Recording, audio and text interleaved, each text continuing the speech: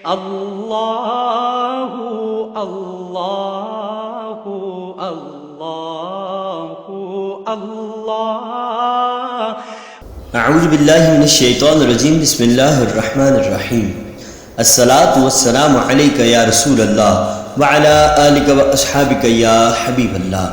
بنڈلز of knowledge کے محترم ناظرین کرام، السلام علیکم ورحمۃ اللہ وبرکاتہ۔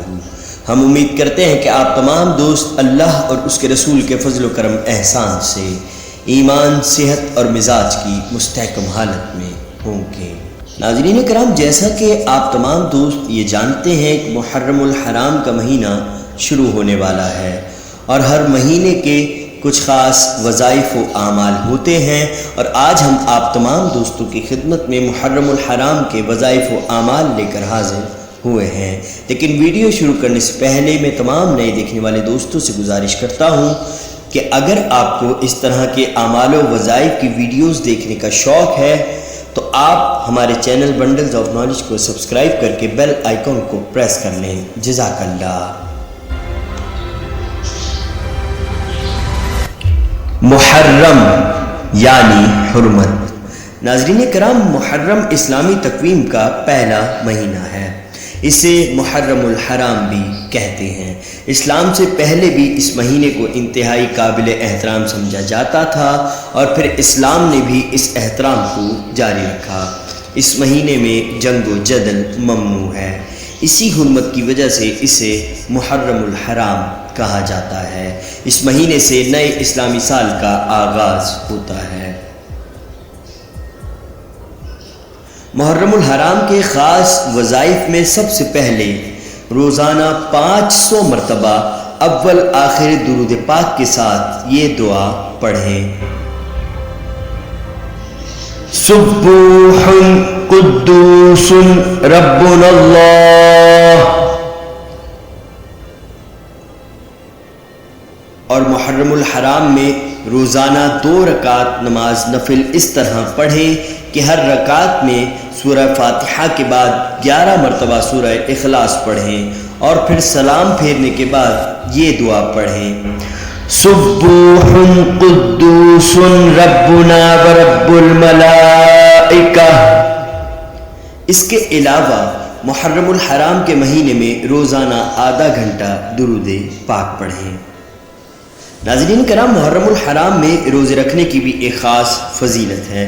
ایک حدیث پاک کا مفہوم ہے کہ حضور سرور دو عالم صلی اللہ تعالی علیہ وسلم نے ارشاد فرمایا: جو کوئی محرم کے 3 دن جمعرات، جمعہ اور ہفتے کا روزہ رکھے تو اس کے لیے 9 سال کی عبادت کا ثواب لکھا جاتا ہے۔ نزہۃ المجالس جلد اول۔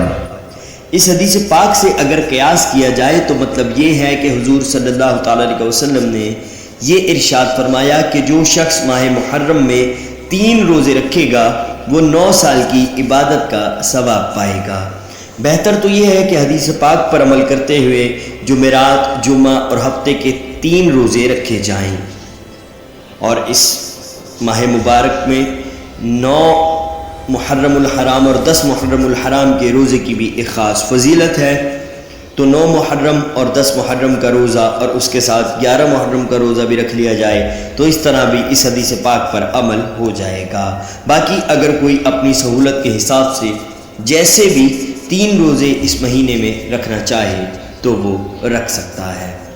اللہ پاک کی بارگاہ میں دعا ہے کہ خالق کائنات ہم سب کو حضور سرور دو عالم صلی اللہ تعالیٰ علیہ وسلم کے صدقے ماہ محرم الحرام کے ان اعمال اور وظائف پر عمل کرنے کی توفیق عطا فرمائے، آمین ثم آمین۔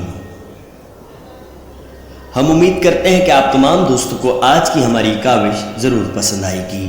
اس ویڈیو کو اپنے دوست احباب کے ساتھ فیس بک اور واٹس ایپ پر شیئر کر کے ہماری حوصلہ افزائی کیجیے، اور ویڈیو پسند آنے کی صورت میں لائک کر کے کمنٹ سیکشن میں اپنی قیمتی رائے کا اظہار کیجیے۔ شکریہ۔